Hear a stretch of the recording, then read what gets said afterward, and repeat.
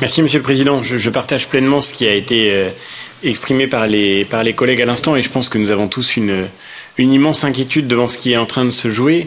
En France, je ne sais pas comment se présente la situation précisément dans chacun de nos pays, mais en France, le carburant professionnel est passé de 60 centimes le litre en moyenne à 1,30 €, 1,50 €, ce qui fait que, évidemment, pour les pêcheurs, la situation est intenable. Là où le carburant représentait déjà 25% du chiffre d'affaires de beaucoup d'entre eux, il est maintenant passé à au-delà de 50%. Depuis quelques jours, beaucoup de pêcheurs restent le long du quai parce que aller pêcher est tout simplement devenu impossible économiquement. Ils ne peuvent pas s'offrir le luxe d'aller travailler. Et la situation est catastrophique parce que c'est au moment où nous avons le plus besoin d'eux, comme vous l'avez dit, que nous nous trouvons dans cette situation. Nous allons faire face à une crise énergétique, mais aussi à une crise alimentaire. Et nous savons très bien que nous sommes aujourd'hui devant le défi majeur qui consistera à offrir aux citoyens de nos pays de quoi s'alimenter dans les semaines qui viennent.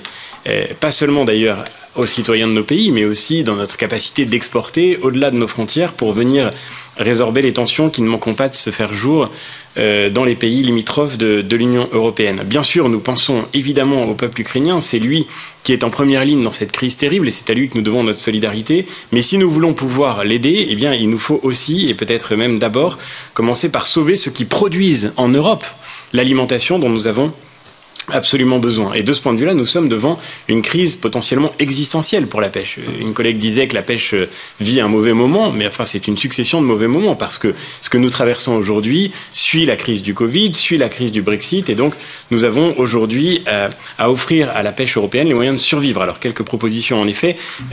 Il faut bien sûr pouvoir mettre en œuvre les aides des minimis. Monsieur Soucoupe, vous l'avez dit, mais aujourd'hui elles sont plafonnées à 30 000 €. Il faut faire sauter ce plafond. Il faut que les aides des minimis puissent être portées jusqu'à 300 000 €. Il faut soutenir la filière du marillage qui est en grande difficulté à cause de l'augmentation des prix de l'électricité. Il faut modifier le FEAMPA pour pouvoir mettre en œuvre des mesures de soutien dans ce cadre. Il faut s'engager. Il faut qu'on puisse s'engager aujourd'hui à ce que les quotas qui n'auront pas pu être utilisés en 2022 puissent l'être en 2023. Et tout cela, nous devons le faire maintenant. Monsieur Soucoupe, vous avez dit que ça devait se faire dans une question de jours et peut-être de semaines. Mais non, la vérité, c'est que c'est une question d'heures. Et au grand maximum de jours, parce que sinon nous allons voir disparaître un très grand nombre d'entreprises de pêche dont nous avons pourtant un besoin plus vital que jamais. Merci beaucoup.